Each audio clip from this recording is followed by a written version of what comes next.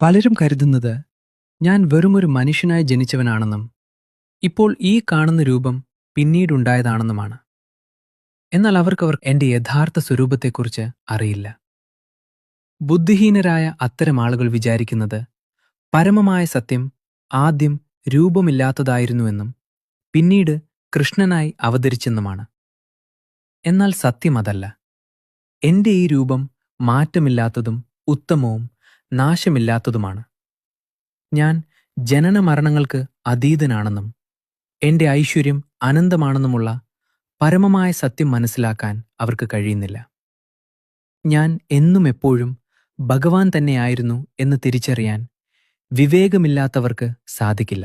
അതുകൊണ്ട് ഭക്തിപൂർവം എന്നിൽ സ്വയം അർപ്പിച്ച് എന്നെക്കുറിച്ചുള്ള അറിവ് വളർത്തുക. അല്ലാതെ ആർക്കും എന്നെ മനസ്സിലാക്കാൻ കഴിയില്ലെന്ന് അറിയുക.